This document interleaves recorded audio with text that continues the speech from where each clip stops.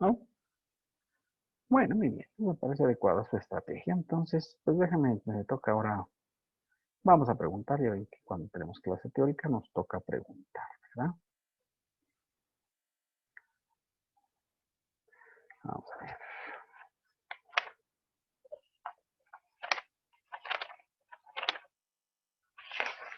Las participaciones. Bien, algún voluntario que quiera participar voluntariamente, recuerden que ya están terminando las participaciones, ya son de las últimas, entonces puedes participar, ¿no? Bueno, escogemos voluntario, involuntario, que es lo que toca en estos casos. Vamos a ver. Montserrat Anguiano. Sí, profe. A ver, compañera, ilústranos con lo que vimos la clase pasada. Sí, pues empezamos con el capítulo cuarto Ujú, de los ingresos por enajenación de bienes. correcto. Y usted nos decía que, por ejemplo, en este capítulo, pues no se solicitaba una inscripción al RFC, ya que pues estos capítulos son como Cas- casuísticos, algo así nos dijo. O sea Casuísticos. que Ujú, pueden estar, ajá, perdón, que solamente pueden surgir de manera esporádica. ujú, correcto. Y bueno, y de ahí entramos al artículo 119 que nos habla de los sujetos Oh, y y el nos dice 14. que Entonces brincó todos. Mm. Ah, el 119, perdón. Sí, ahí. el 14, que no ese es el que sigue, el de Ah, sí, sí, ya lo que se entendí. entiende. Sí, sí, sí. Ya. Sí, el 119. Continúe, sí, perdón. Ah, mm, Ujú. bueno, sí, ese hablábamos primero de, eh, pues sí, de los sujetos y bueno, nos decía que en los casos de permuta se considerará que hay dos enajenaciones Correcto. y ¿Y qué bueno, es qué hablábamos es de la que permuta?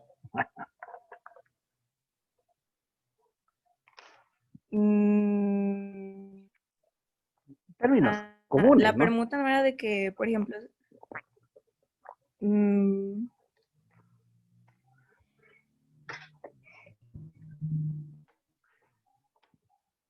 O dígame un ejemplo. Me gusta. no sé, Ahí, se fue. ¿Me escucha, compañero? Se le fue el audio. no, sí, profe. Ah, La permuta era el que intercambiabas eh, una cosa por otra sin que hubiera algo de dinero. Nos daba el ejemplo de que, por ejemplo, había, no sé, dos personas que querían intercambiar carros, ujú, correcto. Sí, por es así una permuta, decirlo. ¿no? Correcto. Entonces, ajá, entonces a lo mejor, no sé, por ejemplo, alguien era un carro, creo que era, decía un Aveo y el otro un Jetta. Entonces, por ejemplo, supongamos que el Aveo costaba más, entonces Ujú, decía, no, pues, o sea, sí te doy el carro, pero también me tienes que darnos como 20 pesos. correcto. Sí, se Y puede, ¿verdad? así, O sea, no, eso no hay entonces problema. también en este apartado se considera ingreso el crédito. Correcto. Es una cosa muy, muy Obviamente diferente. cuando ya lo cobre. Digo, es diferente a los otros capítulos que hemos visto, el uno, al 2 y al 3, que ahí era hasta que estaba cobrado, ¿verdad? Eso sí es una cosa importante a considerar en este capítulo, que aquí el crédito, si tú das fiado, pues tienes que pagar impuestos de cualquier forma, ¿verdad? Eso sí es importante a recalcarlo, ¿verdad? Perdón, adelante, compañera, por favor. Sí, bueno, sí, entonces aquí considerábamos que cuando lo cobres también ya se considera acumulado y ya Ujú, también si tú vendes a crédito, pues también se considerará que hay un ingreso acumulable. Y correcto. también decía que no se considerará en ingresos por enajenación, ya sea por causa de muerte, donación o fusión. Y por ejemplo, en el caso de muerte, la ley decía que toda la operación por herencia está exenta hasta pues el momento en que surge. Y ya también nos decía usted que, por ejemplo, ahorita Morena tiene una propuesta para poner un impuesto a las herencias. Esperemos que no pase. O sea, es propuesta y no quiere decir que se aprobó. Es una propuesta que yo espero que no pase, ¿verdad? Las herencias siempre han querido pegarles y hasta ahora, pues, afortunadamente ha sobrevivido, ¿no? Porque, pues, obviamente es el patrimonio luego de los padres o abuelos que les heredan a los hijos y dices, oh, qué gacho, pues, la verdad que te quiten una parte de lo que lograste ganar, pues creo que no es justo, ¿verdad? Siendo que, pues muy probablemente ya pagaste impuestos cuando tuviste que generar esos ingresos, seguramente, ¿no? Entonces, por esa razón, pues, existe como que esta idea de dejarlos libres de impuestos. Muy bien, compañera, ¿cuál es su nombre? Anguiano Escobedo. Muy bien, y más dos. Bien, Gracias. ¿algún otro voluntario que quiera participar voluntariamente? ¿No? Muy bien, Lisbeth Fierros. Sí, maestro. A ver, compañera, por favor, ilústrenos. Ok. Sí. Continuamos con el artículo 14. Uh-huh. La fracción primera habla de transmisión de propiedad, aunque se reserve el dominio. Es decir, que conserva la propiedad y el uso del bien mientras se da un determinado acto que concluya con la operación. Así es. Después, adjudicaciones, aun cuando se realicen a favor del acreedor. Adjudicación, pues es cuando la autoridad se hace del dominio de tus bienes. Bueno, no la mala Pero, autoridad, o sea, puede ser cualquier persona. O sea, yo, por ejemplo, le presto a mi compadre y mi compadre luego nunca me paga. Y entonces digo, bueno, sí, pues está un terrenito, ¿verdad? Y voy y solicito, obviamente, ante un juez que me otorgue ese terreno que tiene a nombre de mi compadre. Y pues ni modo, ¿verdad? Igual a lo mejor perdemos la amistad, pero pues es así la vida, ¿no? Entonces, no es solamente las autoridades. Claro, yo puse ejemplos de autoridades, pero también los particulares, pues obviamente realizan estos actos de cobranza judicial, ¿verdad? En la cual, pues obviamente, pues, también se hacen de los bienes por adjudicación, ¿verdad? ¿Qué más, sí. compañero? Usted mencionaba que el banco, las casas de bolsa, casas de cambio, SAT, IMSS e Infonavit no se pueden quedar con los bienes que se adjudicaron. Así es Que, una cosa importante, ¿no? Por disposición de ley, ellos no se los pueden quedar, ¿verdad?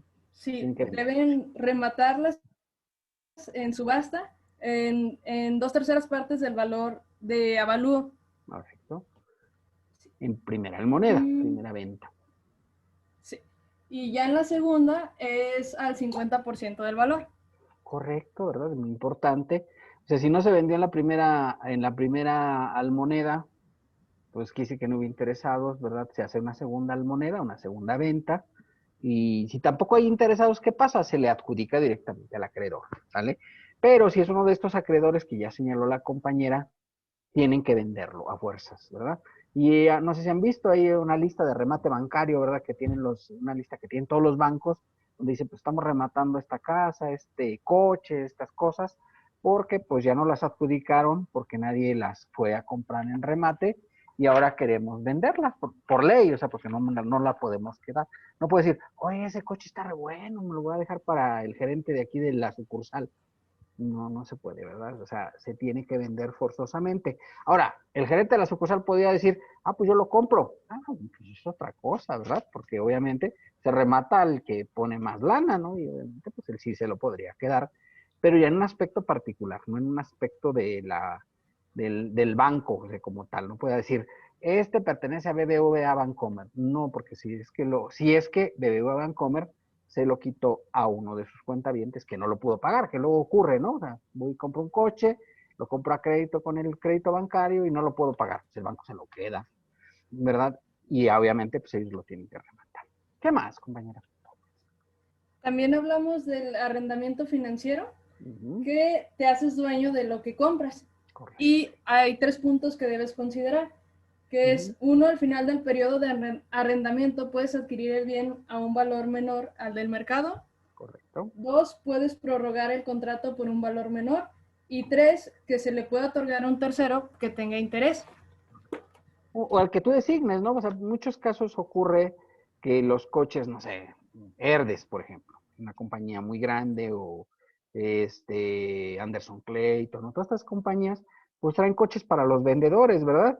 Y entonces ya cuando se termina el periodo, pues se los venden a los mismos vendedores, la empresa con la que los tenían arrendados. Cuando pasan, no sé, 5 años, dicen, pues en 5 años se lo va a quedar la persona que lo trae. Bueno, pues está bien. Es un interesado, ¿no? Porque seguramente él sí quiere pues, quedarse con ese bien. Imagínate que de repente le dicen, oiga, pues ese, no sé, Matiz que usted trae de la compañía, pues se lo vamos a vender en 30,000 pesos. Dices, uy, pues lo trae muy bien cuidadito porque pues, ya sabe que se lo va a quedar al final de los 5 años, o sea, y entonces, claro, ya si él lo vende más caro, ya es otra cosa porque ya él es propietario de ese vehículo, ¿verdad? Y claro, lo lleva a servicio, lo trae bien cuidadito y hace todas, le pone gasolina cuando le corresponde, etcétera, todas estas cosas que se deben hacer a los coches, ¿no? Entonces, pues eso es lo que hace un valor de reventa. ¿Qué más, compañera? En la fracción séptima hablamos, bueno, no estoy segura del nombre, pero creo que es certificación de participación mobiliaria no amortizable. Certificados de participación inmobiliaria no amortizable, perfecto. Sí, que, bueno, si se otorga, se vuelve intangible. Uh-huh. Y la octava es cuando una empresa te presta dinero a cambio del pago a través de un bien. Correcto, ¿verdad? Muy bien, perfecto. ¿Cuál es su nombre, compañero? Fierros Pérez Lisbeth. Muy bien, más 2. Gracias. Perfecto. Ana Carolina Muñoz.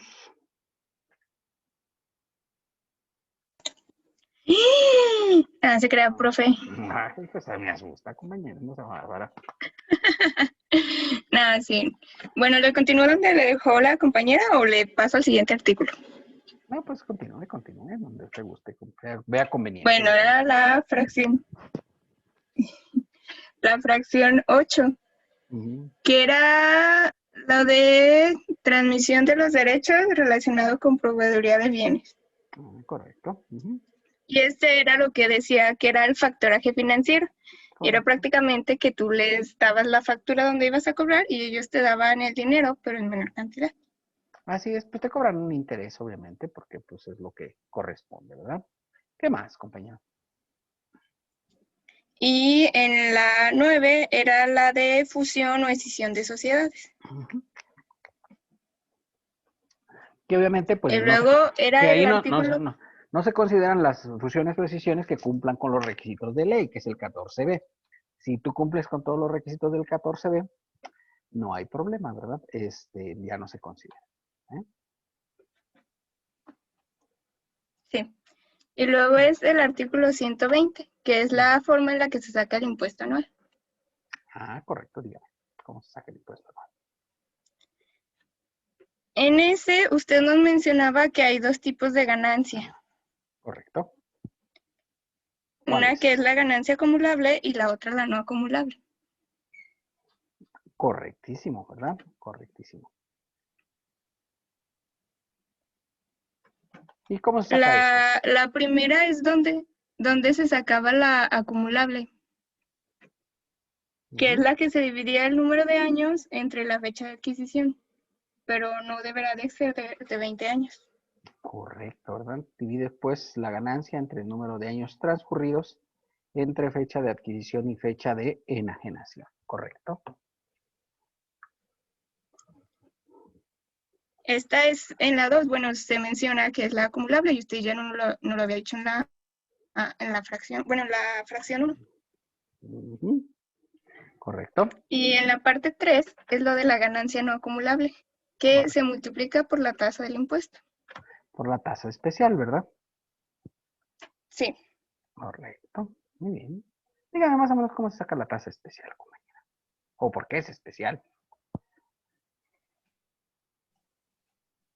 Venían 2 formas, pero usted nos dijo que la más apropiada o la más razonable es la forma en la que se menciona que es la B. Es la que es más conveniente en mayoría de los casos. Sin embargo, ¿verdad? Nosotros somos bien flojonazos en la realidad, porque pues para estar sacando 5 declaraciones de los contribuyentes, pues es complicado, ¿verdad? Hay unas que están ahí en la página del SAT y de ahí las puedes sacar sin problema. Pero hay otras que quiera buscarlas al archivo y tú dices, no, o sea, el archivo. No, ¿verdad? Entonces, pues a veces hay que lidiar ahí con ratas y otras cosillas, entonces, pues yo no sé. No sé si les he platicado, ¿verdad? Pero ahí en una empresa, pues antes hacíamos las pólizas en hojas de esas azules, y miran que les encantaban a los ratones el comerse las pólizas azules de ingreso. Entonces ya no llegabas y estaban ahí todas comidas y decías, "Uy, ¿qué hago con esto?" Y entonces yo juntaba los papelitos y los echaba en una bolsita, digo, por si viene el SAT a revisar, pues le digo, mira, pues ahí está, si quieres meter mano, nomás que no te garantizo que no haya rabia ahí, entonces, con guantes y todo, lo echaba en una bolsita y decía, pues ahí está la evidencia. Se hicieron las pólizas, los ratones se las comieron, ¿verdad? Pero pues en ningún momento hubo ahí pólizas. Y entonces imagínate que vas ahí al expediente a buscar esas declaraciones, pues igual pues, te vas a encontrar por ahí algún ratoncillo. Y bueno, pues a veces los ratones son muy bravos, tengan cuidado, tiran mordida y todo. Entonces, pues hay que tener cuidado porque algunos ya están ahí su nidito en la declaración y pues no, mejor. A mí me ha pasado eso, así como se los platico, es real esos casos de donde yo les echaba en bolsitas los pedacitos de pólizas que dejaban los ratones. Entonces, pues imagínate buscar 5 declaraciones anuales en el archivo muerto, que más que muerto, pues está muy vivo porque tiene muchos ratones, ¿no? Entonces, pues, dices, no, mejor agarro la del último año. Y de hecho, para efectos de nuestros cálculos, vamos a usar solamente la fracción A, no vamos a usar la fracción B. Que como les digo, en la práctica luego puede ser más razonable porque son promedio de 5 años. Y lo habitual es que tus ingresos vayan subiendo con el tiempo, ¿no? O sea, llega un momento que ya no, pero lo normal es que pues año con año pues tengas algún avance en tus ingresos y esto provoca que las tasas pues vayan subiendo. Entonces, obviamente, pues esto es que haya más impuesto, menor impuesto cuando utilizas la tasa promedio de los últimos 5 años. ¿Qué más, compañera? Perdón, ya dije todo lo que te iba a decir, pero pues ya que, así soy yo. No, no se preocupe, profe. Bueno, usted nos hizo como hincapié que en el ISR especial, no se consideran las deducciones personales. Eso es lo importante. No todas, ¿eh? No todas. ¿Cuáles son las que no se consideran? Eran la de las fracciones 1, 2 y 3 del artículo 151. No, a ver, que dígame como que de qué son. Sí, están fáciles, pero dígame como que de qué son. Ya las hemos visto aquí, no diga usted que no.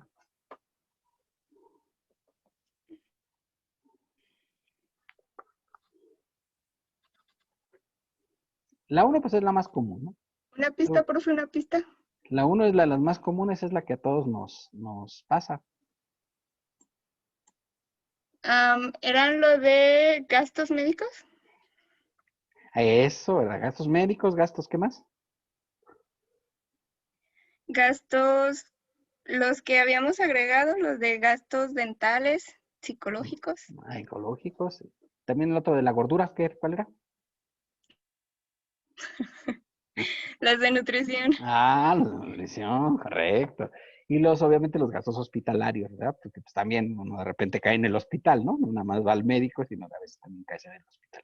Gastos médicos, dentales, hospitalarios, de psicología y de nutrición, ¿verdad? Ya habíamos aclarado. Todos esos no. Ahora faltaría, esa es la fracción 1. A ver, la 2, compañero. Los gastos de funeral, Correcto, tiene que ver cuando te mueres, correctísimo. ¿Y la 3? las donativos, Los donativos, correcto, cuando andas ahí queriendo dar a los demás, ¿verdad? Cosa que también es buena en la vida. Esos 3 conceptos, por alguna extraña razón, no los considera el fisco.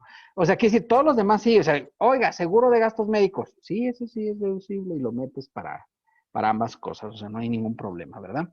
Pero esos 3 conceptos, de hecho, antes, cuando yo empecé a trabajar, eran solo esos 3 conceptos los de gastos médicos, allá en el año 1989. No digan porque sí es ¿verdad? Entonces eran esos 3 conceptos y luego ya fueron sumando más conceptos, o sea, han ido apareciendo nuevos conceptos que se han ido otorgando a los contribuyentes para hacer reducciones personales, ¿de acuerdo?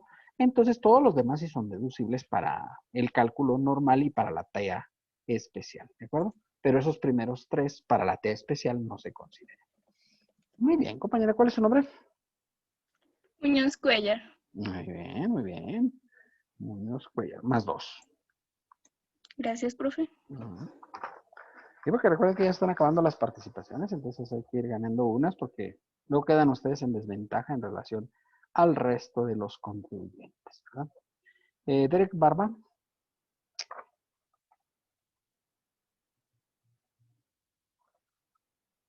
¿No? Bueno, pues -2, fíjate qué triste.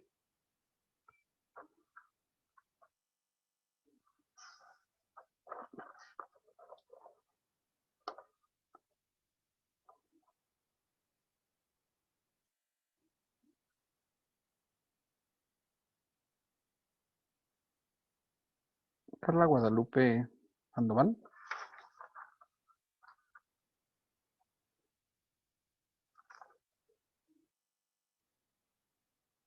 ¿No? -2.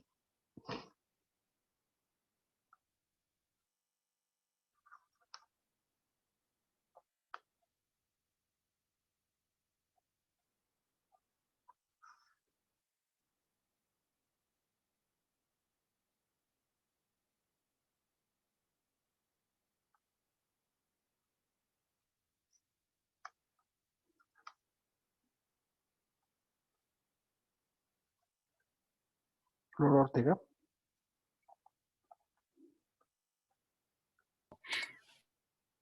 Sí, profe. A ver, compañera, por favor. Pues ya después empezamos a ver, vimos lo de la terminación del impuesto. Perfecto. Bueno, ya Que lo ya- explicamos ahorita, ¿verdad? Sí, Sí, sí, no, ya eh, lo explicó la compañera. No sé si quiera usted ver la fórmula y platicármela, pues es fácil, ¿eh? no, Ah, bueno. Capaz, pues si quiere usted la que sigue, no hay problema, pues usted decida. pues ya después vimos cuando, por ejemplo, cuando no hubiera obtenido ingresos acumulables, Ujú. ¿qué pasaría con el contribuyente? Y Correcto, que en ya, los 4 años, ¿verdad? Ujú. ajá, en los 4 ejercicios previos. Y esto ya sería que el mismo contribuyente podría determinar la tasa promedio a la que se refiere el impuesto que hubiera tenido que pagar con el haber acumulado en cada ejercicio lo que era la parte de la ganancia de la Acumulable. La ganancia acumulable, ¿verdad? enajenación. Correcto. Ujú. ¿Qué más, compañero? Y ya después vimos que lo del pago que se recibiría en en Parcialidades. parcialidades, Ujú. perdón, Sí, adelante. del impuesto. Ujú. Y que esto se correspondía a que la parte de la ganancia no acumulable se podía pagar a los años de calendario Ujú. en los que se reciba el ingreso, siempre que este plazo no sea mayor a 18 meses y este sí garantice el interés fiscal. Correcto, ¿verdad? De hecho, tiene que ser mayor a 18 meses, ¿eh? O sea, no puede ser menor a 18 meses, si no, no se considera que hay como pago en parcialidad. Y dice, ah, no. Para que sea una cuestión de que pueda ser a 18 meses, o sea, que sea considerado como crédito para efectos de este apartado, tiene que ser a un plazo mayor a 18, o sea, más de año y medio de la fecha de la operación, ¿de acuerdo? Eso es importante. Y la garantía del interés fiscal, bueno, pues habitualmente pues puedes dejar cualquier forma de garantía, una fianza, una hipoteca, una garantía en monetario, etcétera, las formas de garantía del interés establecido, ¿sale? Muy bien. ¿Cómo se saca, compañera?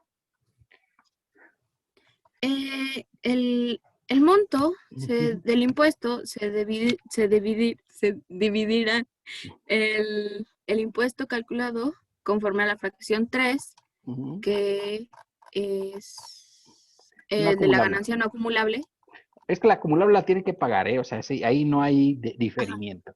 Lo único que se difiere es el ingreso no acumulable. Entonces dice, ah, ok, pues entonces difiere parte del ingreso no acumulable, de la ganancia no acumulable, de impuesto no acumulable. Ujú. Correcto. ¿Y entre Y qué lo ese divide? Entre se el divide entre el ingreso ingreso total de la obtenido. enajenación. Correcto. Saca como un factor, ¿verdad? Y entonces dice, ah, mira, cada que cobres, ¿sí? Por ejemplo, imagínate que fueran 3 millones y te van a pagar un año un millón por año, por ejemplo. ¿Tá? Ya son más de 18 meses, ¿está de acuerdo, no? De hecho, son 36 meses. Entonces, garantiza el interés fiscal. Dice, ah, perfecto. Entonces, tú sí entras en este proceso. Y entonces dice, ah, ok, me tocaban pagar, no sé, 300,000 pesos, por decir algo. ¿Vale? Entonces, cobro el primer millón, pues tengo que pagar 100,000.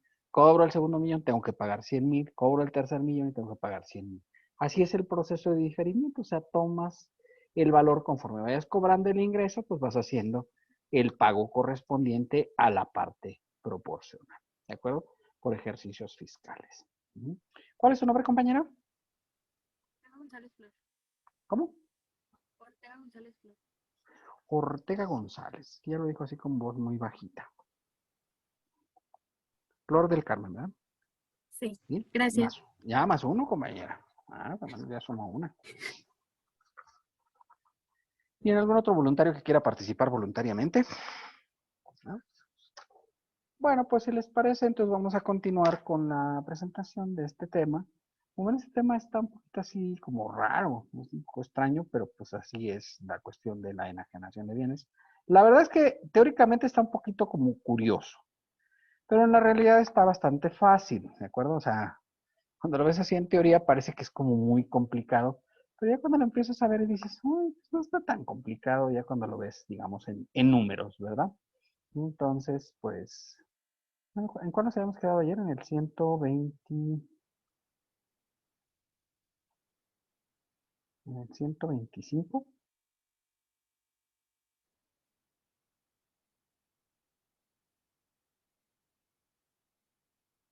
Creo que vimos los bienes que no pierden valor por el transcurso del tiempo, ¿verdad? Que era el caso de los obras de arte, metales, joyas preciosas y automóviles de más de 25 años, ¿verdad? De más de 25 años. Eso ya lo habíamos visto. Y obviamente pues vimos también esta cuestión de las herencias, ¿verdad? Las herencias y las fusiones. Eso sí lo vimos, ¿no? ¿Vamos bien, chicos?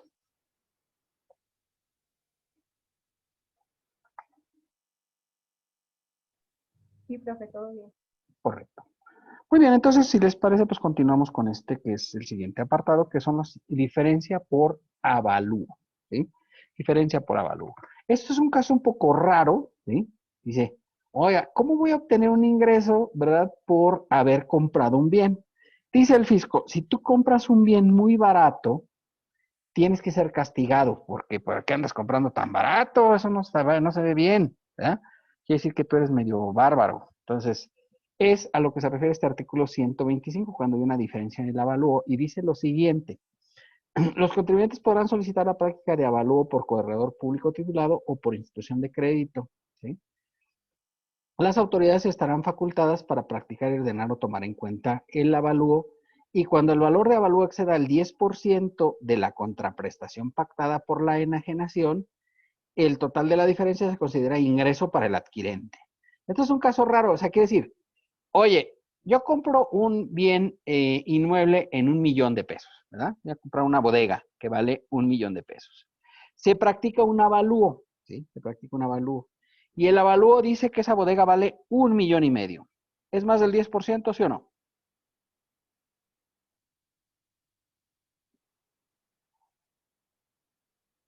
Yo compré en 1,000,000 de pesos y el avalúo dice que la bodega vale 1,500,000.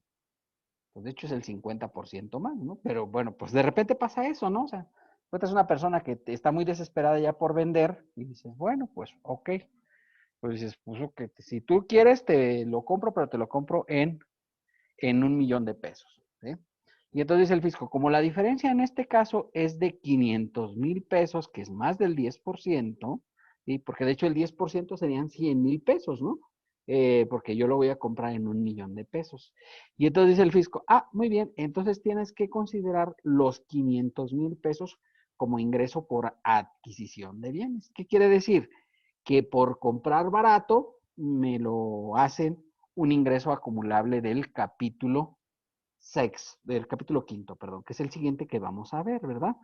Y obviamente para el capítulo quinto hay que pagar el 20% del valor de la diferencia de avalúo. Entonces, si el bien tuvo una diferencia de 500,000 pesos, tendría yo que pagar 100,000 pesos de ISR por haber considerado o por haber comprado muy baratito, ¿verdad? ese es como que el castigo para esta cuestión. ¿Sí?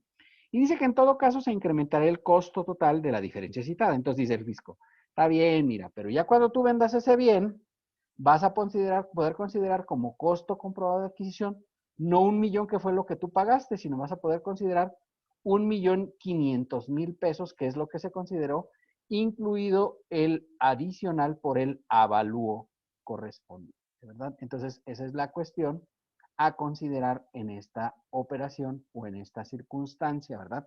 Que si te castigan y te digo, pues tienes que pagar un impuesto adicional del 20% de la diferencia.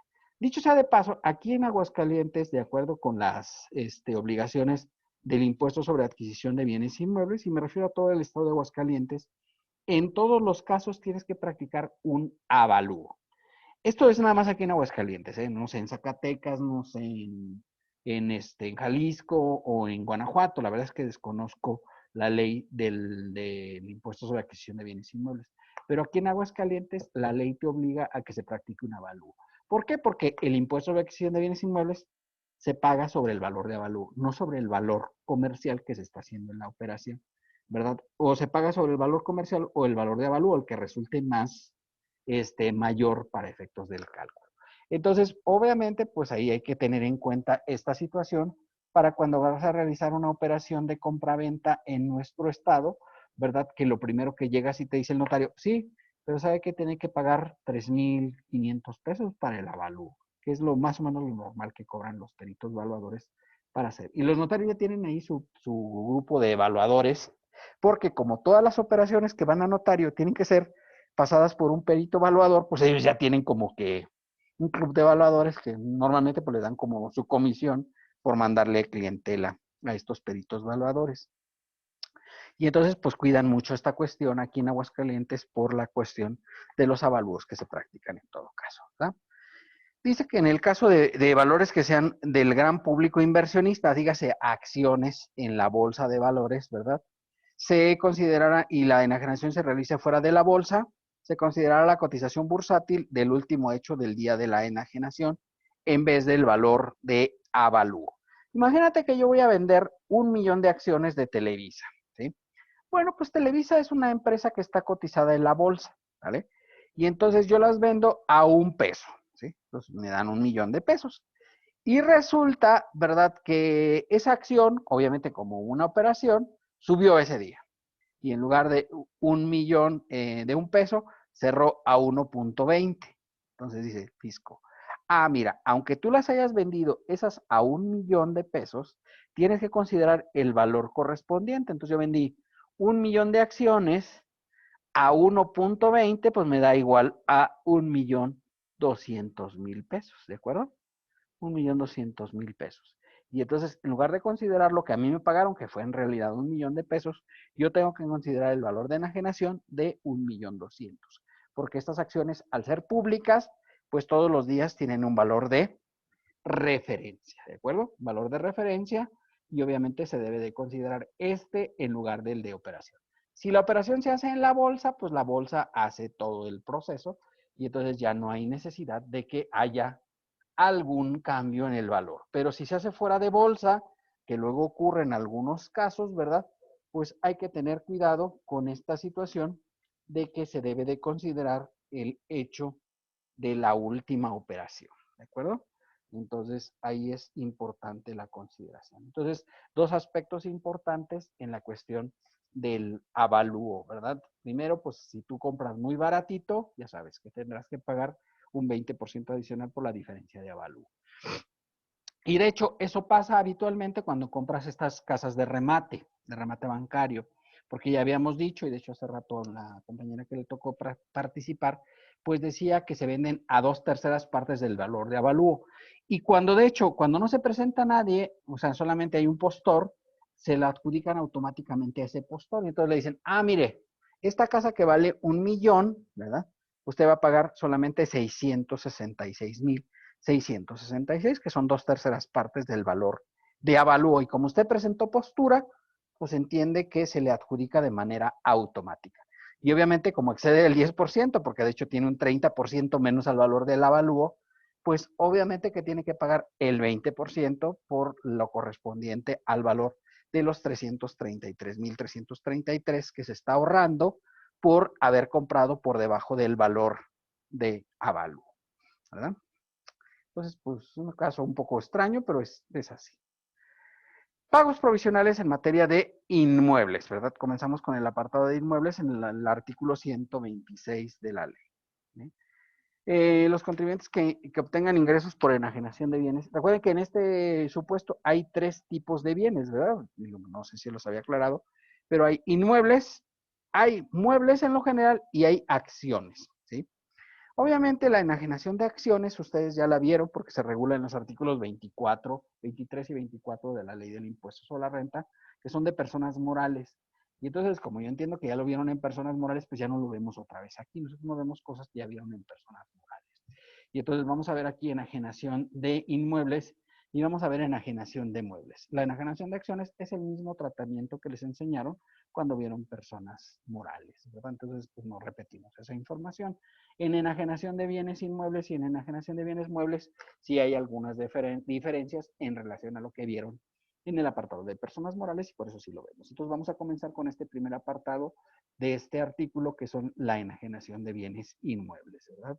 Dice, cuando se enajene un bien inmueble, efectuará pago provisional por cada operación, aplicando la tarifa que se determine conforme a dividir la ganancia entre el número de años transcurridos entre la fecha de adquisición y la enajenación, sin exceder de 20, ¿sí? El resultado que se obtenga se multiplicará por el mismo número de años que se dividió la ganancia. El resultado será el impuesto que corresponde al pago provisional. Y esta parte es el pago provisional federal, ¿de acuerdo? La tarifa que se utiliza para hacer el cálculo de la enajenación de bienes inmuebles es la tarifa anual. Los notarios, pues por su naturaleza, ya que son abogados, pues no son así muy hábiles para la cuestión de los impuestos. Entonces el fisco, pues les da un tratamiento simplificado. Si les diera una tabla para cada mes, pues luego serían bolas porque no son muy duchos en el manejo de las tablas, ¿verdad? Entonces, por esa razón, pues dicen, bueno, dale una sola tabla. Y le dijeron, pues, ¿cuál es la tabla más grande? Pues la anual. Ah, pues ponle la anual. Y se calcula el ISR por enajenación de bienes inmuebles con la tarifa anual, ¿verdad? Entonces, así es como se calcula el procedimiento para la determinación del impuesto sobre la renta por este concepto en lo específico, ¿verdad? Hay que tener en consideración esta situación, ¿de acuerdo? Muy bien. En operaciones que se consideran escrituras públicas, que son prácticamente todas, hay una excepción nada más, que es cuando enajenas certificados de participación inmobiliaria no amortizables, que no obliga a que sean ante notario público. El resto de las operaciones tienes que ir a un notario para poder hacer las operaciones de la enajenación de bienes inmuebles, ¿verdad? El pago provisional será mediante declaración que se presentará dentro de los 15 días siguientes a que se firme la escritura o la minuta, ¿sí? Y los notarios o corredores enterarán el impuesto bajo su responsabilidad y obviamente pues deberán expedir un CFDI, que ahora son CFDI especiales por las escrituras públicas correspondientes en los 15 días siguientes a aquel en que se firme la escritura o minuta. Y deberán presentar ante las oficinas autorizadas una declaración informativa por cada una de las operaciones en las que participe el notario. Este es el procedimiento para la determinación del pago provisional en la enajenación de bienes inmuebles. Es lo que dice ahí, ¿verdad? Al ingreso, ¿verdad?, obtenido en el periodo, se le resta el costo actualizado neto. Eso me da la ganancia, ¿sí? La divido entre el número de años transcurridos sin exceder de 20 años completos y el resultado sería la ganancia acumulable. Para sacar la ganancia acumulable, a la ganancia le resto la ganancia acumulable y el resultado sería la ganancia no acumulable, ¿de acuerdo? Entonces, la ganancia acumulable se le aplica la tarifa del artículo 152, o sea, la tarifa 25 del material, y obviamente se le aplica el ISR del periodo por el número de años transcurridos sin exceder de 20 años completos, que es lo que dice aquí. De hecho, en esta parte, entre lo que divides y en lo que multiplicas, debe ser el mismo número de años, o sea, entre los que dividiste la ganancia, es el mismo por el que multiplicas. Y el resultado sería el ISR federal. Al ISR federal se le va a restar el ISR estatal neto, ¿sí? Y el resultado sería el ISR federal neto. Dice, ¿Y a poco aquí sí hay ISR estatal? Sí, en el capítulo 4 sí hay ISR estatal. Es muy sencillito, la verdad que la determinación del ISR estatal es muy fácil, pero bueno, pues tenemos que ver los procedimientos, ¿verdad?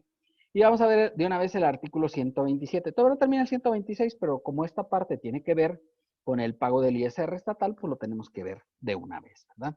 Pago provisional de inmuebles al Estado. Y este procedimiento aplica para todos los estados, para los 32 estados, les aplica el mismo procedimiento, ¿verdad? Con independencia de lo dispuesto en el 126, pues, al ISR federal, quienes enajenen terrenos, construcciones o terrenos y construcciones efectuarán un pago por cada operación aplicando la tasa del 5% sobre la ganancia obtenida en los términos de este capítulo, el cual se enterará mediante la declaración que se presentará ante las oficinas de la entidad federativa donde se encuentre ubicado el inmueble.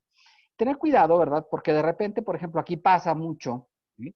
Que, pues, no sé, en Ojuelos, por ejemplo, pues está más cerca de Aguascalientes que de Guadalajara, por ejemplo.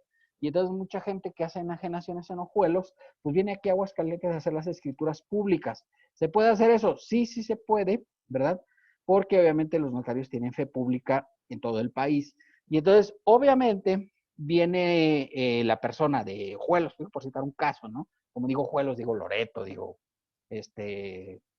no sé, cualquiera de los lugares que son aquí muy cercanos a Aguascalientes y un poquito lejanos de sus capitales, ¿no? Entonces vienen aquí a Aguascalientes, hacen las escrituras, pero el 5% estatal se tiene que pagar en la entidad federativa. O sea, aunque vengan aquí, ¿verdad? Pues obviamente este inmueble que es de Ojuelos, pues tiene que pagarse en Jalisco, o si es de Loreto, Zacatecas, pues se tiene que pagar en el estado de Zacatecas. Aquí se hace la escritura, pero el notario tiene que remitir el pago a la entidad federativa donde se encuentra ubicado el bien inmueble, ¿verdad? El impuesto que se pague en los términos del párrafo anterior será acreditable contra el pago provisional que se efectúe en los términos de esta ley, ¿sí? Cuando el pago a que se refiere esta cantidad excede el pago provisional determinado en el 126, todo el impuesto se pagará a la entidad federativa. Esta es la razón por la cual aquí en esta fórmula se resta al ISR federal, se le resta el ISR estatal neto, que sería el 5%, o el que resulte menor de los dos impuestos. Esa es la razón por la cual se remite, porque este mismo artículo establece que debe en el 127 que debe ser acreditable, ¿sí? En el caso de operaciones consignadas en escritura pública, los notarios, corredores, jueces deberán calcular el impuesto bajo su responsabilidad y enterarlo.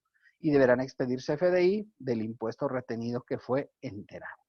Los contribuyentes que ejerzan la opción a que se refiere el último párrafo del 120, o sea, que difieran el impuesto sobre la renta, aplicarán la tasa del 5% sobre la ganancia que se determine de conformidad con dicho párrafo en el ejercicio que se trate mediante la declaración que presentarán en la entidad federativa. O sea, también se difiere tanto el ISR por ingresos no acumulables como el 5%.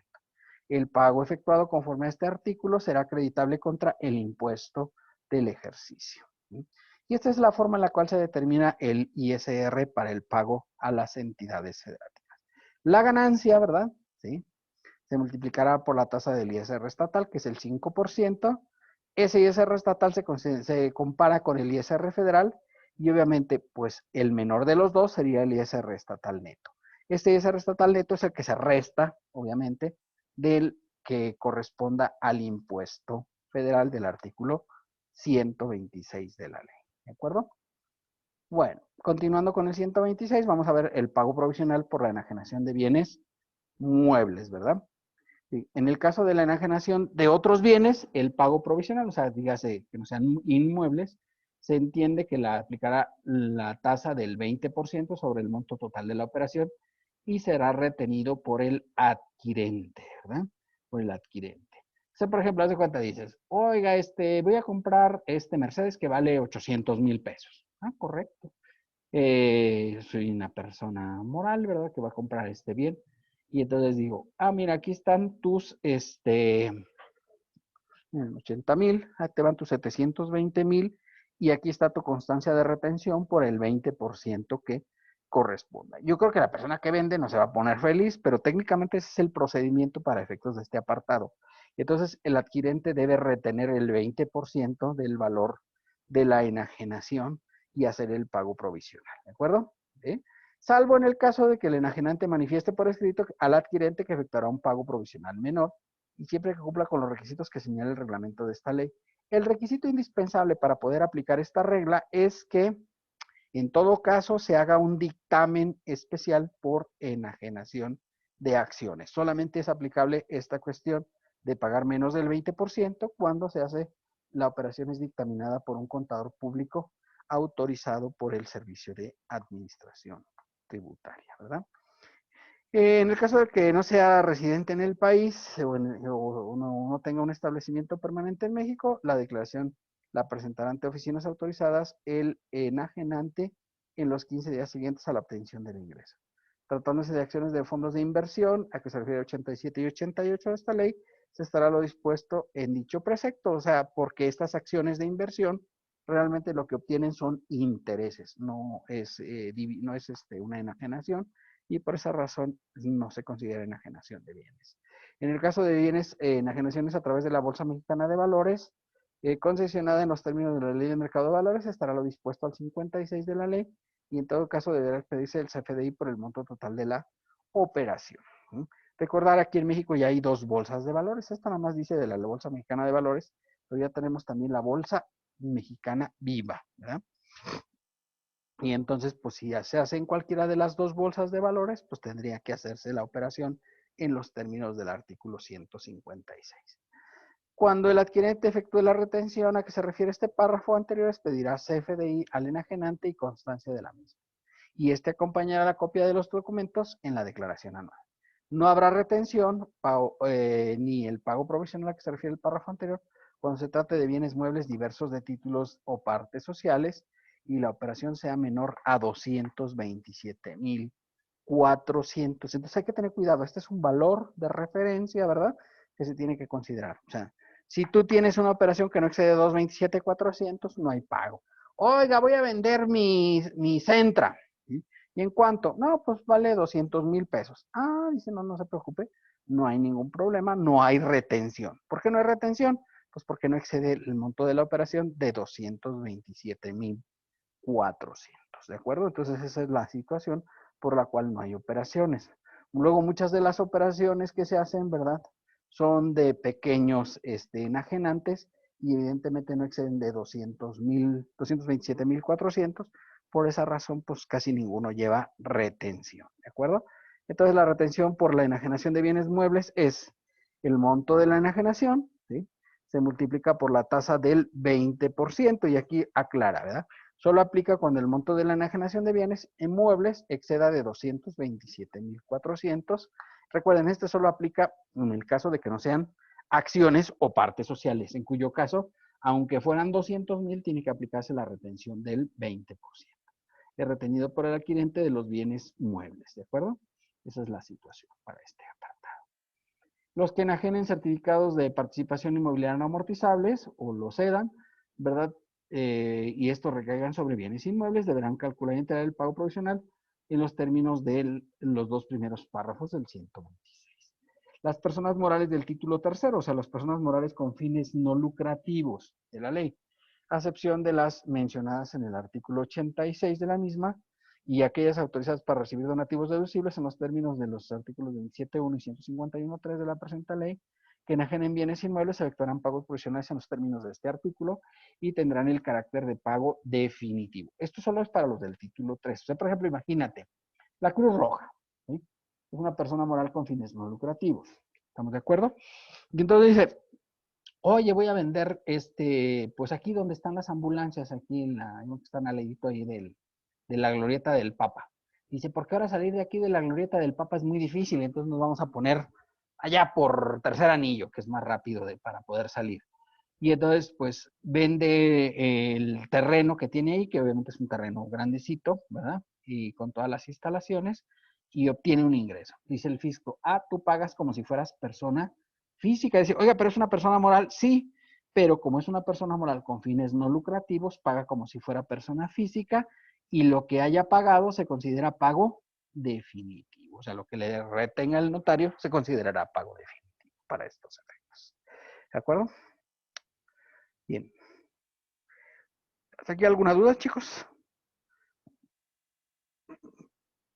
¿No? Pagos en efectivo.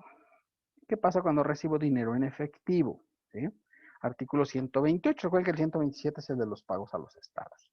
Los contribuyentes, cuando reciban ingresos en efectivo, deberán informar a las autoridades fiscales a través de los medios electrónicos que señale el SAT, ¿verdad? A más tardar el 17 del mes inmediato posterior, sobre las operaciones en efectivo, moneda nacional o extranjera, así como piezas de oro o plata cuyo monto sea superior a 100,000 pesos. La referida regla de carácter general podrán establecer supuestos en que no sea necesario presentar información. La información estará dispuesta a la Secretaría de Hacienda y Crédito Público en términos del segundo párrafo del 69. Esto es para cuidar, obviamente, que haya operaciones ilícitas o operaciones de lavado de dinero. Eso es precisamente lo que se quiere. En este supuesto, provocar que no se den. Por esta razón, cuando te pagan en efectivo 100,000 pesos, que en este capítulo realmente 100,000 pesos no es un monto tan grande, ¿sí? En el capítulo de enajenación de bienes. ¿Por qué? Pues porque muchos de los bienes, pues luego sobrepasan de 100,000 pesos. Entonces, si a ti te dan 100,000 pesos en efectivo, dice el fisco, ay, ahí puede andar la mano de la delincuencia organizada. Razón por la cual, pues te piden que hagas esta declaración especial, ¿verdad? Si te pagan en efectivo piezas de oro o plata, cuyo monto sea mayor a 100,000 pesos. Ingresos exentos por la enajenación de bienes, artículo 93. Ya saben, el 93 es no se pagará el impuesto por la obtención de los siguientes ingresos, ¿verdad? Los derivados de la enajenación de, inciso A, casa habitación del contribuyente. ¿Se acuerdan? Esta ya la habíamos visto, ¿no? La vimos cuando andábamos viendo la primera parte del curso, ¿verdad? Que esta se tiene que informar, ¿se acuerdan?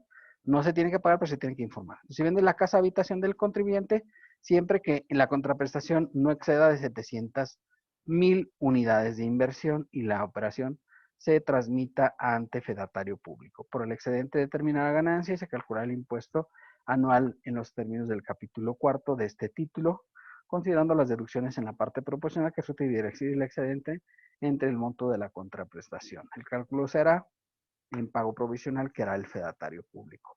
Pues el valor, ya saben, la UDI al 5 de mayo de 2021, 6.792953. ¿Y cómo sabe usted la del 5 de mayo? De hecho, es hasta la del 9 de mayo, ¿vale? Las publican por adelantado con un estimado de la quincena anterior, ¿sale? Pero yo aquí puse la del 5, yo pensé que esto lo íbamos a ver el 5, pero ya ven, voy adelantado, ¿verdad? Entonces, el valor de la UDI al 5 de mayo, 6.792953, lo que nos da un total de 700,000 UDIs de 4,755,067.10 pesos, ¿verdad? Si no excede de ese monto el valor del bien, oiga, voy a vender una casa, ¿sí? Es mi casa habitación, ¿cuánto vale? 4 millones. Ah, está exenta. No hay ningún problema, ¿verdad? ¿Sí? Pues le voy a vender una casa, 5 millones. Ah, entonces está exento 4,755,067. Pero pues, tienes que pagar impuestos por 244,000 y fraccioncita, ¿verdad? 900 y feria. Tienes que pagar impuestos porque pues excede del valor de 4,755,067.10. Eso no pagas por todo, pero pagas nada más por el excedente de las 700,000 unidades de inversión, ¿verdad? La accesión prevista en este párrafo será aplicable siempre que durante los 3 años inmediatos anteriores no hubieras enajenado otra casa habitación, ¿verdad? Y manifiestes bajo protesta de verdad que esta operación la celebraste ante un fedatario público, ¿verdad? Ante un fedatario público. ¿Sí? Entonces les platiqué, yo hace algún tiempo anduve trabajando con unos delincuentes, ¿verdad? Por ahí me cayeron en mi despacho y yo dije, bueno, pues, ¿qué hacer, verdad? Y pues ya empecé, me contrataron para hacer una auditoría y entonces empecé a revisar y empezaron a hacer muchas operaciones un poco raras. Este señor, ¿verdad? Pues era pues era un delincuente en Estados Unidos, ¿no? No en México. Aquí en México tenía negocios lícitos, ¿verdad? Y entonces, pues, de repente, pues compró como unas 15 casas, ¿no? 15 casas habitación. Pues ya sabes, ¿no? En bosques, en vergeles, en el campestre, puras casitas de ese estilo, ¿no? Pequeñeces, ¿no? Pequeñas cosas para eso. Y entonces, de repente dijo, ya me cansé de andar comprando casas y las vendió todas, ¿sí? Y empezó a vender todas las casas. En aquel tiempo no estaba este párrafo que decía que no hubieras vendido en los últimos 3 años. y decía que si era la casa habitación. ¿Y con qué comprobabas que era tu casa habitación? Tenías que llevar tus recibos de la luz, del agua, del teléfono. No, pues sí los tenía todos, porque pagaba la luz, el agua, el teléfono de las casas que había comprado. ¿Sí? Y entonces, obviamente, pues, procedía el pago correspondiente. Perdón, no procedía el pago correspondiente. Inclusive no había límite, o sea, no había límite de 700,000 UDIs. Ahora sí ya lo hay, ¿verdad? Y entonces, pues, obviamente es una consideración que ha cambiado durante el tiempo. Yo pienso que fue por las operaciones que hizo este señor, ¿verdad? ¿Sí? Porque le digo, pues se vendió las 15 casas y obviamente pues eran muchos millones los que obtuvo por la venta de esas casas. Y obviamente pues no pagó nada de impuestos sobre la renta porque todas las consideró como si fueran casas habitación. Y entonces le metieron dos candados. Uno, ¿verdad? Que no excediera de 700,000 unidades de inversión, el valor del bien, ¿verdad? Y dos, ¿verdad? Que no hubieras vendido una casa en los últimos 3 años, ¿verdad? Porque les digo, este vendió todas en un año, las 15 casas, y obviamente por ninguna pagó impuestos sobre la renta, porque antes no estaban esas limitaciones, ¿sí? El fedatario deberá consultar la página del SAT para ver, ¿verdad? Si obviamente pues se ha enajenado alguna casa durante los últimos 5 años. Que a mí me llama la atención porque acá habla de 3 años, ¿verdad? Y luego después acá dice 5 años y que está raro. O sea, y así está, o sea, yo de hecho lo pasé directamente del artículo y dije, pues como que ahí se les fue, ¿no? Porque ¿para qué 3 y para qué 5? Pues yo creo que porque acá quedé hasta 5 años y ya. Y ella que considere solo 3. Pues puede ser. Está rara la redacción, ¿no? Y en caso de que lo hubiera obtenido la exención prevista en este inciso, dará aviso al SAT para que ellos vayan y le cobren. Inciso B, en el caso de la enajenación de bienes muebles distintos de las acciones o partes sociales y títulos valor, los contribuyentes, cuando en el calendario la diferencia entre el monto de la enajenación y el costo comprobado hacia la ganancia no exceda de 3 UMAS anuales. El contribuyente, por la utilidad que exceda, se pagará el impuesto en los términos de este título. 3 UMAS anuales, 98,080,20, ¿verdad? Y la fracción 22, que también ya la hemos visto, los que deriven de la herencia o el legado, ¿sí? Que en términos generales, pues de hecho no se considera enajenación, pero pues de todos modos, si se considerara, estaría totalmente exenta la operación, ¿verdad? Bien, hasta ahí alguna duda, niños. Ya se durmió toda mi concurrencia. Hasta ahorita todo bien, profe. Me parece muy adecuada su estrategia. Yo creo que es la única que no Todo se bien, va. profe, gracias. Muy bien, perfecto. Entonces vamos al capítulo quinto, ¿verdad? Ya ven que vamos a ver los dos capítulos juntos, ¿verdad? Capítulo quinto de los ingresos por adquisición de bienes, ¿verdad? Son sujetos de este impuesto los siguientes ingresos. La donación, que yo creo que esta ya la hemos platicado bastante, ¿verdad? Que es cuando una persona decide, pues, darle a otra persona. La donación está, vamos a ver más adelante, que si es donación entre ascendientes o descendientes en línea recta o entre cónyuges, está exenta de manera completa. Si es una donación con un tercero distinto de ascendientes o descendientes en línea recta, en este supuesto la donación tendrá una exención de 3 UMAS anuales. Acabamos de ver ahorita que no son 98,000 pesos, ¿verdad? Sí, pero es cuando alguien le da a otra sin el pago de algo. Ya habíamos dicho que el capítulo de adquisición de bienes es cuando tú tienes un ingreso, ¿verdad? Por efecto de que te dan algo, ¿verdad? Pero no te cobran nada a cambio. Entonces, por eso la donación se considera que es un ingreso por adquisición de bienes. Puede estar completamente exenta, ya decíamos, cuando era entre ascendientes y descendientes en línea recta. Los tesoros, ¿verdad? Los tesoros. Y nada de que, ay, luego ya ven que cuando andan de novios, es que tú eres mi tesoro y nah, ese tesoro no es el que se habla aquí, ¿verdad? El tesoro cuando estás escarbando y te encuentras ahí un cántaro lleno de monedas de oro. Ese sí es un tesoro, ¿verdad? No es el que quieren ustedes ahí tener al lado, ¿verdad? Y que de alguna forma quieren convencer de que es tu tesoro, pero pues la realidad es que ese no es tesoro de nada. Entonces, eventualmente se refiere cuando te encuentras una de estas de monedas de oro. Que no sé si les platiqué. Ahí en mi pueblo, ¿verdad? De repente, el pueblo es un pueblo muy antiguo, ¿verdad? La hacienda de Peñuelas, pues tiene como unos 500 o 400 años que se fundó la hacienda, ¿verdad?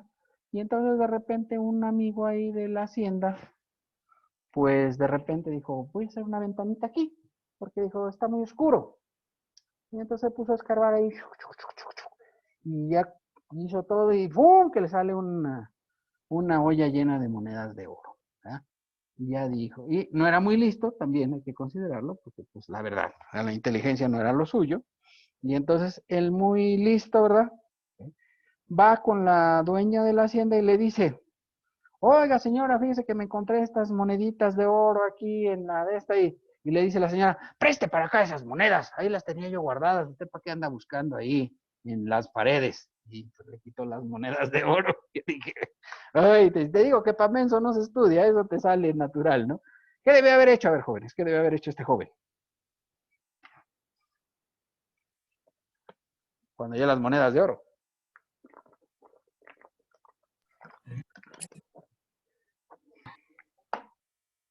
Nada. Declarar. Declararla, no, debió haber corrido sin piedad. Bueno, creo yo. Y declararlas después, pero en ese momento correr, ¿no? O sea, lo que hizo no fue inteligente, ¿estarán de acuerdo conmigo? ¿O piensan ustedes que sí? Fue inteligente. Es ir a decirle a la dueña de la hacienda, señora, me hay estas moneditas de oro, y que le dijera, preste para acá eso. Esas monedas de oro ahí las tenía yo guardadas. ¿Eh? ¿Cuál es su opinión, compa? No haber dicho nada, ¿verdad? Bueno, yo se hubiera hecho, ¿verdad? Pero yo no fui quien me las encontró. Y además no me enteré hasta después y dije, uy, pobre de ti. ¿Y qué creen que le pasó a ese pobre señor? ¿Qué creen que Se le quedó pasó? sin monedas, profe. Pues para empezar, ¿pero qué crees que como a los 2 meses se murió? Se ha dicho mucho de que cuando te encuentras así un tesoro, pues ten mucho cuidado porque pues todo este tipo de cosas pues como que generan ciertos gases que son muy nocivos para el cuerpo. Oye, además se quedó pobre y se murió, ¿verdad? Qué gacho. No estaba muy grande, tenía unos 50 años cuando le pasó esta situación a mi vecino, ¿verdad? Y entonces yo dije, yo si me encuentro un tesoro aquí, pues corro. Pero no, nunca me encontré ningún tesoro, entonces pues, no hubo necesidad de que corriera. Y entonces, pues así tristemente, ¿verdad? Pues ese pobre se quedó sin monedas de oro y además sin vida, que es lo peor del asunto, ¿no? Pero así fue esa triste historia. Y la señora, pues obviamente, pues se hizo unos collarcitos de oro, pues imagínate con tantas monedas de oro que se había encontrado, pues ni modo, ¿verdad? Algo habría que hacer. La adquisición por prescripción, ¿alguien tiene una idea de cómo es la prescripción? ¿De qué hablamos cuando se habla de prescripción?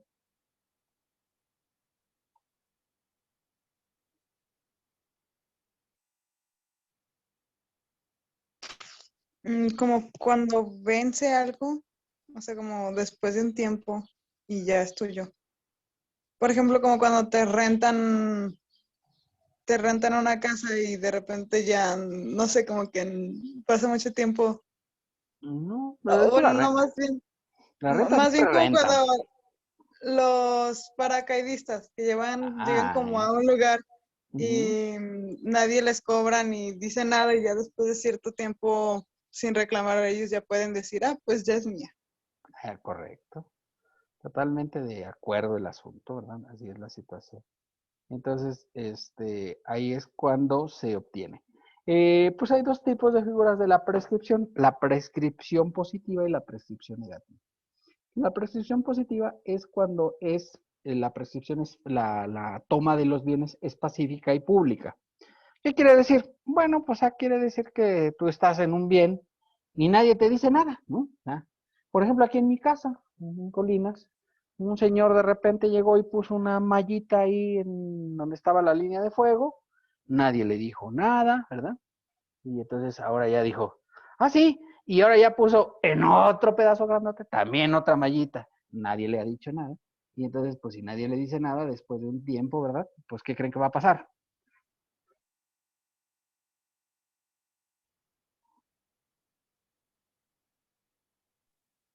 Se va a quedar.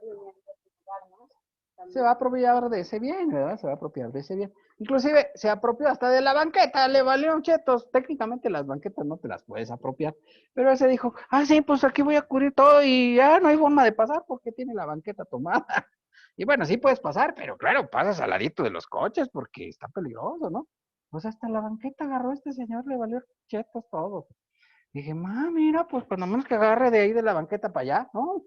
Él dijo, me voy a apoderar de todo, y se apoderó de todo. Y ya está, está ahorita en proceso de apoderamiento de esos bienes, ¿de acuerdo?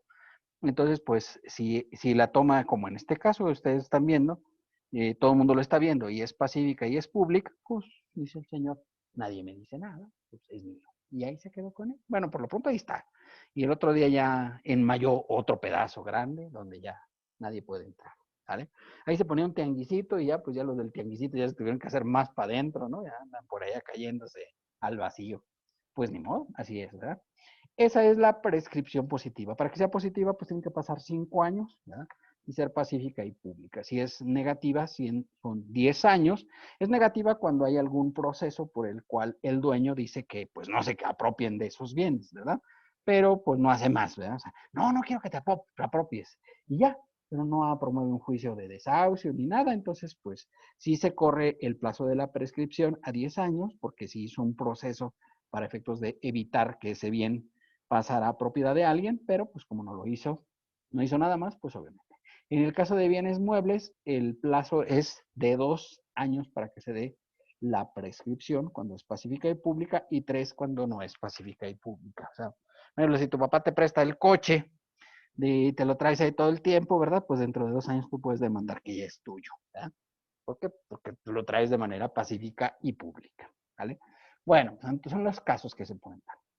Los supuestos señalados en el 125, 160 y 161 los acabamos de ver ahorita, que es la diferencia del 10% en el valor de avalúo, ¿sí? Que habían señalado que una persona compraba una bodega, ¿verdad? Que la compró en $1,000,000 y la bodega estaba evaluada en $1,500,000. Pues ahí consideraría ingresos de la diferencia de avalúo por $500,000 en los términos de este capítulo de adquisición de bienes. Quinto, las construcciones, instalaciones y mejoras permanentes en bienes inmuebles que de conformidad con los contratos de arrendamiento se queden a beneficio del propietario. El ingreso se entenderá que se obtiene al término del contrato y hasta por el monto que tenga la inversión y que practique el avalúo la persona autorizada. Dame de cuenta. Llega un arrendatario y es hiperactivo, y entonces dice, oiga, señor, fíjese que me gusta mucho la casa, ¿qué le parece que hago otro segundo piso? Y dice, pues hágalo, ¿verdad? ¿Tú qué puedes decir? Y entonces este señor hace un segundo piso, ¿verdad? Y ya se le vende el contrato y dice, ¿y qué cree que ya no le voy a renovar el contrato que teníamos celebrado? Y entonces, obviamente, como ya no le renueva el contrato de arrendamiento, pues obviamente en este supuesto caso, ¿verdad? Tiene la situación de que lo que hizo el arrendatario, si quedó a beneficio del inmueble, se considera que hay un ingreso. Esto se conoce en el argot como ingreso por accesión. ¿Qué es la accesión? Bueno, pues la accesión es un acto a través del cual tú obtienes un bien porque obviamente pues un tercero lo hizo y no tiene derecho a reclamarlo, ¿verdad? Entonces, esto habitualmente pues lo pone uno en los contratos para establecer, ¿verdad? Y obviamente pues es interesante la situación, ¿verdad? Que se considera para estos efectos. Entonces, pues el ingreso por accesión es el quinto de esta apartado. Tratándose de las fracciones 1 a 3, o sea, las que son de donación, tesoros y hay prescripción, se entenderá por el valor de avalúo. La 4, de hecho, es la diferencia de avalúo, entonces tiene que haber avalúo, y las personas autorizadas por las autoridades fiscales. En el supuesto de la fracción cuarto del mismo artículo se considera ingreso la totalidad de la diferencia mencionada en el 125, y en la fracción 5, de hecho, pues también tienes que hacer avalúo para determinar cuánto. Entonces, prácticamente todos los apartados de la adquisición de bienes son por avalúo, ¿de acuerdo? Deducciones aplicables en el apartado de adquisición de bienes, no son muchas, por supuesto. Las personas físicas que obtengan ingresos por adquisición de bienes podrán efectuar el cálculo del impuesto anual las siguientes deducciones. Subrayo que nada más se pueden aplicar las deducciones en el impuesto anual. ¿Qué quiere decir? Cuando hago pagos provisionales no se pueden aplicar ninguna deducción, ¿sí? Fracción 1, las contribuciones locales y federales, con excepción del ISR, y los gastos notariales efectuados con motivo de la adquisición. Los demás gastos efectuados con motivo de juicios que reconozcan el derecho a adquirir. Obviamente, pues, ¿en dónde hay mucho juicio? Pues en la cuestión de la prescripción, ¿verdad? Ahí seguramente vas a tener que tener abogado para efectos de la adquisición, ¿sí? Los pagos efectuados por el motivo del avalúo, porque ya ven que casi todos los conceptos hablan del avalúo, y la comisión o mediación pagada por el adquirente. Hay un programa, yo lo he visto por ahí en Discovery, ¿verdad? Que son unos señores, ¿verdad? Que hacen como investigaciones para buscar tesoros, no sé si los han visto, ¿verdad? Unos famosos, no me acuerdo cómo se llama ese programa, pero andan buscando tesoros, ¿no? Y entonces dicen, aquí debe haber un tesoro. Y van y hablan con el dueño del predio y le dicen, oiga, fíjese que pues, vamos a buscar un tesoro aquí y si encontramos, pues le vamos a dar a usted el 30% y nosotros el 70%. Pues ya se ponen de acuerdo. Dicho sea de paso, ¿verdad? En el Código Civil del Estado de Aguascalientes establece que si te encuentras un tesoro en terreno ajeno, tienes derecho a que se te otorgue el 50% del tesoro. Eso es lo que dice el Código Civil del Estado de Aguascalientes. O sea, mi paisano ese que se encontró ahí las monedas de oro, bueno, pues eran 50 monedas de oro, ¿verdad? Y entonces, pues le correspondían 25 a la señora, la dueña del predio, y 25 a mi paisano, que se murió, ¿verdad? Pobrecillo, por efecto de haberse encontrado las monedas de oro. Pues eso es lo que debería de ser. Pero en este caso, estas cuestiones, señores, ¿verdad? Que andan ahí en el Discovery buscando tesoros, ¿verdad? Pues le cobran habitualmente se ponen de acuerdo con el dueño y las comisiones van entre el 30 y el 70% del valor de los bienes que se encuentren, porque ellos ya más o menos tienen investigado que por ahí hubo ciertos movimientos y pudo haber ciertas cantidades, ¿verdad? No sé, por ejemplo, yo recuerdo que en Florida, ¿sí? Pablo Escobar tenía unas casas, ¿verdad? Pablo Escobar, un mafioso de los años 80, ¿verdad? De colombiano, que pues llegó a ser dueño de una gran cantidad de bienes, pues sí, se compró unas casitas ahí en la Florida. No sé por qué a los mafiosos les gusta eso. Y entonces resulta que en una de las paredes tenía ahí puesto como $1,000,000, ¿verdad? Entonces una persona, pues ya después que lo mataron, ¿verdad? Porque a Pablo Escobar, de hecho, lo mataron en su casa ahí en Medellín. Andaban buscando la policía para detenerlo y no lo detuvieron. Dijeron, ¿para qué lo detenemos? Y de una vez lo mataron, ¿verdad? Es como si hubieran agarrado al Chapo y no agarren al Chapo, mátenlo de una vez. Y lo mataron, ¿no? ¿Sí? Inclusive los Tigres del Norte tienen una canción, ¿verdad? De Crónica de una muerte anunciada, que es dirigida precisamente a Pablo Escobar. En un rato que tengan de ocio, pues escúchenla. Yo no la he oído, pero suena que es interesante. Y entonces, obviamente, pues en esos supuestos, pues se consideraría esto de las comisiones y mediaciones, ¿verdad? Si es que hay un intermediario que te ayuda a buscar el tesoro correspondiente. ¿De acuerdo? Determinación del impuesto del ejercicio en el caso de adquisición de bienes. Los ingresos obtenidos en el ejercicio, ¿verdad? Se le restará la exención aplicable solo en los casos de donación, ¿de acuerdo? Eso serían 3 sumas para las demás donaciones y obviamente está totalmente exenta el ingreso cuando proviene de donaciones entre ascendientes o descendientes en línea recta. Y los menos los gastos por adquisición de bienes, que sean estrictamente indispensables, señalados en el artículo. Es igual a la ganancia acumulable del capítulo quinto, le resto las deducciones personales del ejercicio, es el ingreso base, el artículo 152, y ese es el ISR. Menos las retenciones del capítulo quinto, que en este caso las retenciones del capítulo quinto siempre son por el monto del 20% del valor, salvo en el caso de donaciones entre ascendientes y línea recta, cuyo caso no hay retención porque se considera que están completamente exentas, ¿de acuerdo? El pago provisional, artículo 132, ¿verdad? Se aplicará aplicando al total del ingreso la tasa del 20%. O sea, no hay duda. El ingreso obtenido por la adquisición de bienes se le aplica el 20%. El pago provisional se declara, de esta vez se presentará en los 15 días siguientes a que se dé la operación. La fracción cuarta del artículo 130, la que se refiere a la diferencia de avalúo, ¿verdad? Esta correrá a partir de que se dé la notificación por parte de las autoridades. En operaciones que se consiguen en escritura pública, por ejemplo, la prescripción tiene que ser a través de una escritura pública. El pago provisional lo efectuarán los notarios, ¿verdad? A los 15 días de que se firme la escritura o minuta y calcular el impuesto bajo su responsabilidad. Deberán expedir un CFDI, ¿verdad? Y obviamente dentro de los 15 días siguientes a la fecha de escritura o minuta deberán presentar la declaración correspondiente y obviamente una declaración anual por las operaciones realizadas durante el ejercicio, por el supuesto de la adquisición de bienes, ¿de acuerdo? Determinación del ESR por el ESR pago provisional por adquisición de bienes. El monto de la adquisición de bienes por la tasa del 20% y ese es el ESR retenido por el adquirente de los bienes. Solo aplicará cuando la adquisición de bienes no derive de donaciones entre cónyuges, ascendientes y descendientes en línea recta, sin límite de monto, pues está exenta de impuestos sobre la renta. Bien, hasta ahí alguna duda, niños.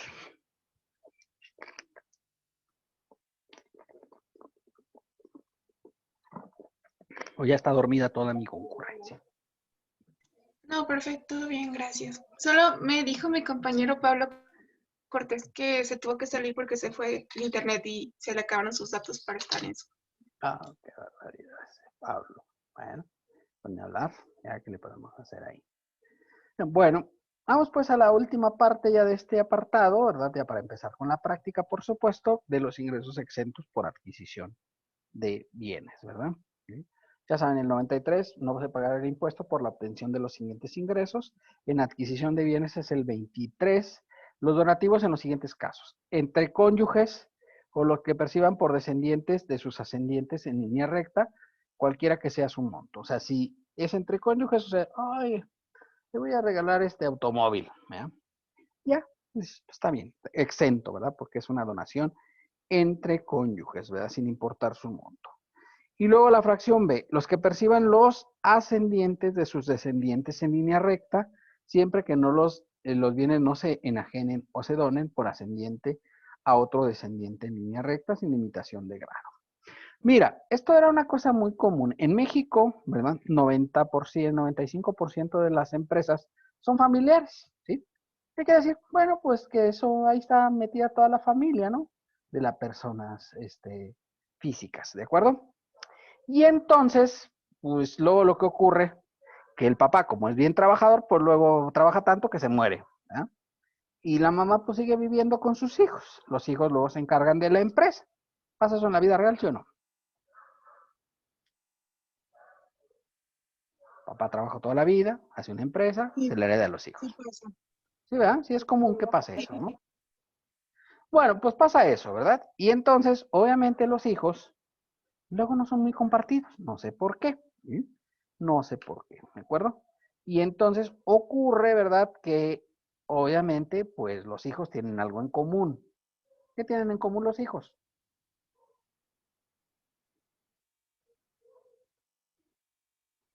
Además de la empresa.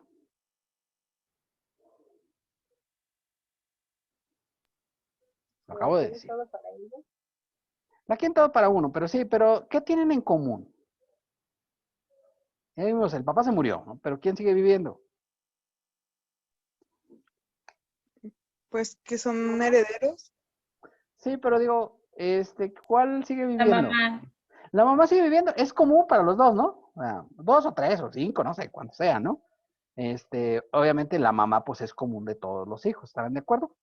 Bueno, digo, a veces no, pero lo normal es que pensemos una familia normal, ¿no? Una familia tipo. Oye, por ejemplo, ayer me entero que se va a divorciar, ¿verdad? Bill Gates se va a divorciar de Melinda Gates. Y yo digo, ay, caray, estoy tan triste. ¿Qué va a hacer de esos 130 mil millones de dólares? Pues imagínate, eso da cierta tristeza, ¿no? Cuando Microsoft se divorcia de Word, pues eso no puede ser. ¿No? A lo mejor ya no jala el Word en el Windows, ¿verdad? Híjole, qué triste, qué triste. Pues haz de cuenta, imagínate, ¿no? Vamos a poner ese caso, que suena raro, pero suena bien, ¿no? Y lo vamos a hacer así muy mexicano. Imagínate, se muere Bill Gates, ¿no? Ya está viejito. ¿Sí saben quién es Bill Gates, no? ¿Sí saben quién es Bill Gates? ¿O estamos hablando en el desierto?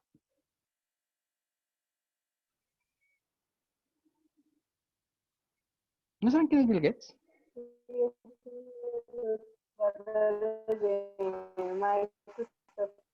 De Microsoft, ¿verdad? Sí, por eso digo, o sea, sí. Y Melinda, ¿verdad? Participó en las épocas cuando se comenzó a hacer el Word, ¿verdad? Por eso cuando se casaron dijimos, mira, se acaba de casar Windows con Word. Y sí, o sea, no fue una cuestión así como que, ay, computacionalmente, ¿no? Fue real, se casaron. Y ayer anunciaron que se van a divorciar. Están todos muy tristes. Esto pidió una lagrimilla y dije, ay, yo no puedo hacer del mundo, ¿verdad? Sin Melinda y sin Bill. Y entonces, pues, porque tienen su fundación Bill y Melinda. Y yo creo que ya va a ser la fundación Bill y olvídate, Melinda. Y entonces, pues así pasa, ¿no? Pero pensemos, Bill después no se alcanza a divorciar porque se muere de tristeza, ¿no? Y entonces, pues le quedan los 3 hijos, tienen 3 hijos en común. Y entonces, pues heredan Microsoft, ¿verdad? Los hijos, porque pues, obviamente, pues ellos, aunque ellos ya no participan en la dirección de Microsoft, ¿verdad? Pues siguen siendo dueños de una buena parte de la empresa. Entonces los hijos heredan Microsoft. Pues luego resulta que se están peleando, ¿verdad? Se están peleando estos hijos. Y entonces, pues obviamente, como no hay forma de arreglarlo, aquí lo que dice la ley, que ocurría mucho de que los hijos luego decían, bueno, y de hecho a mí me tocó hacer operaciones de este tipo, ¿no? Entonces tenías el hijo A, ¿verdad? Que le quería vender al hijo B, ¿sí? Como eran iguales, digamos, eran de la misma línea, pues si le vendía directo de la A a B, ¿sí? Obviamente tenía que pagar el 20% de pago provisional, faltaba la anual todavía.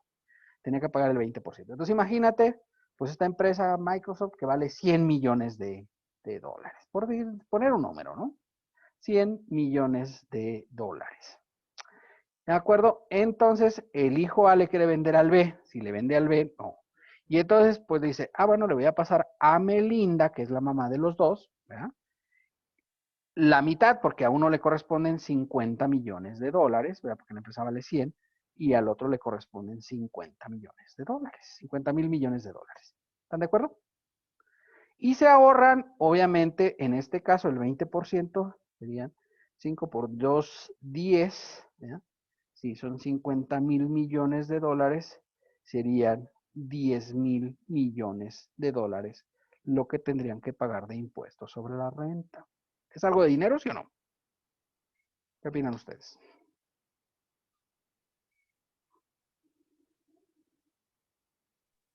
Sí, sí, es una buena cantidad.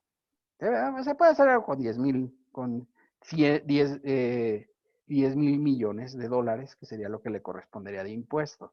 Y entonces digo, bueno, antes, cuando no estaba esta regla, lo que hacíamos es que, bueno, le pasábamos a Melinda y luego Melinda le donaba al hijo B, ¿verdad? La operación y no causaba impuestos sobre la renta. Les digo, a mí me tocó hacerlo porque me tocó ver algunos casos en algunas empresas donde hicimos esto. Lo llamábamos así por llamarle un nombre malévolo. Le pusimos que era el salto del tigre para ahorrarnos el ISR, ¿verdad? Ya no nos mordía el tigre, porque pues ya cuando pasaba de la A al B, ¿verdad? Pasaba de la a la mamá, y luego de la mamá se lo pasaba al B, y ya no pagábamos impuestos sobre la renta. Pero ahora lo que dice es, si le pasa de la a Melinda, no paga nada. Pero si luego Melinda le quiere vender o donar al B, dice, entonces tiene que pagar el 20%, ¿de acuerdo? ¿Por qué? Porque ya se trata de evitar esta operación de que se hacía muchísimo en las empresas familiares el hacer esta operación de tener o de aplicar la operación de manera común. Ahora yo les decía en alguna ocasión, ya si ves a tu mamá muy grave, entonces ya lo puedes hacer. Ya si ves, ya se está muriendo, entonces dónale. Y entonces ya le dices que te le herede al otro y ya, porque la herencia sigue estando exenta, ¿no? ¿Sí o no? Lo acabamos de ver ahorita. Es un acto cruel, pero bueno, pues, fíjate, saliste con ganancia fiscal, ¿no? A 10,000 millones de dólares, pues puede ser que pues quite la regada, ¿no? Pero pues así funciona, ¿no? Entonces, cuidado con esa situación. Bueno, los demás donativos, siempre que el valor total de los recibidos en un año de calendario no exceda de 3 UMAS elevadas al año, ¿de acuerdo? 98,080.20. Entonces, los demás donativos serían los que no sean entre ascendientes o descendientes en línea recta, pues podrían aplicar esta regla correspondiente de que pasaran del valor de los, el 20%. Bien, ¿alguna duda, niños?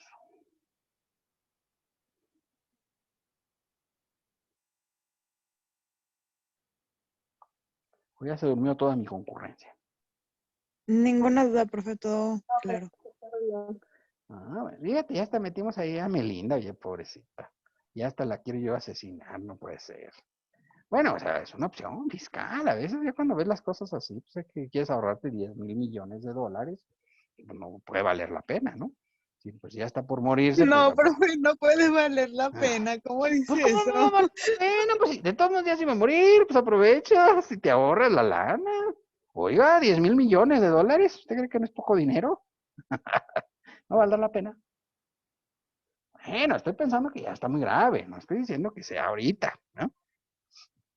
No estoy diciendo que sea el caso en el momento, pero pues, o sea, es un ejemplo hipotético, ¿ah? Y entonces ahí sí te ahorraría los 10,000 millones de dólares. Yo no estoy diciendo que lo hagan, son ideas que luego a mí me surgen ahí en las noches oscuras y digo, ay, mira, no se crean, no lo hagas.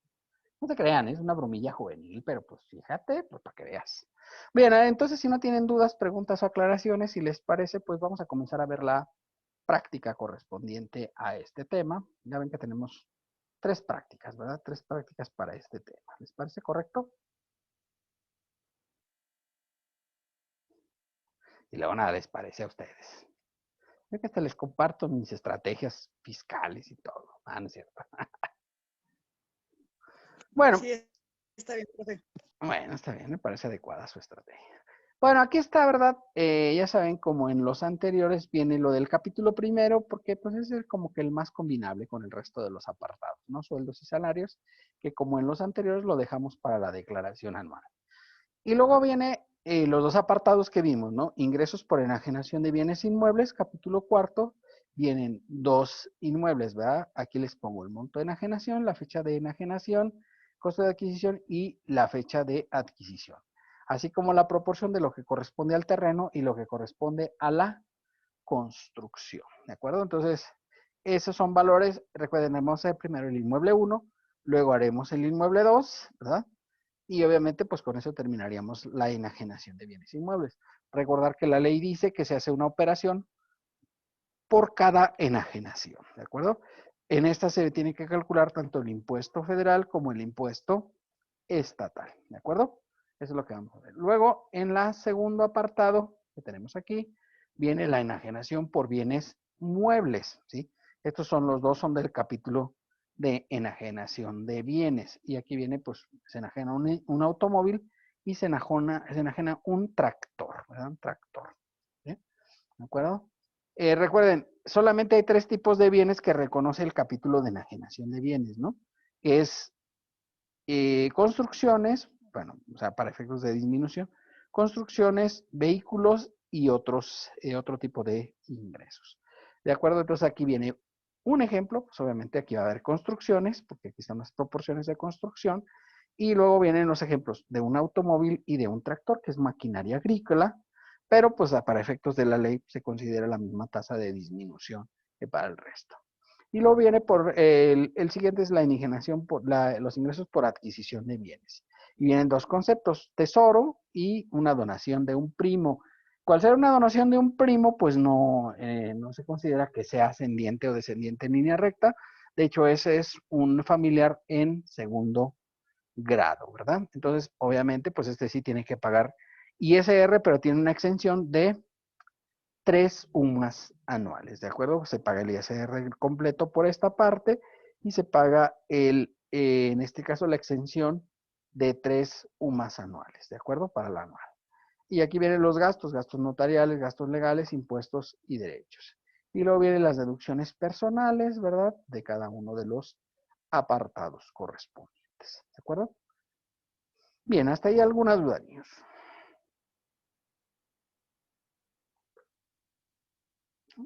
No, ¿Todo profe, bien? no. No, profe, gracias. Bueno, pues si les parece, mañana lo empezamos porque ya ahorita nos quedan como 6 minutos, entonces en realidad no nos daría para que quiera empezar uno bien. Y la verdad es que este de los temas que tenemos todavía, pues es de los un poquito más técnicos, ¿de acuerdo? Bien, entonces si no tienen dudas, preguntas o aclaraciones, si les parece, mañana vuelvo a preguntar para que por favor estudien, ¿sí?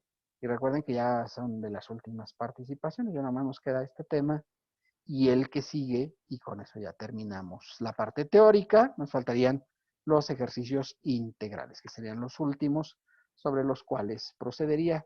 Ya el próximo lunes ya les asigno el trabajo final integrador, la parte que les falta, para que si le quieren ir avanzando, pues lo pueden ir haciendo, ¿verdad?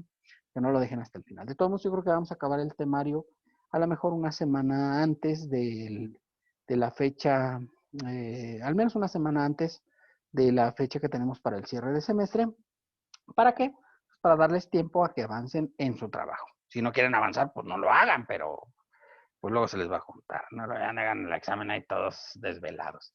Entonces, pues ya sabrán su decisión, pero pues yo espero que aprovechen la semana o semana y media que les voy a dejar libre para efectos de que puedan avanzar al trabajo final integrador, porque pues ya se acerca la fecha del examen final. Bien, ¿alguna duda, chicos? No, profe, no es duda, pero es que se me olvidó mandar mensaje. Entré después de que nombró lista.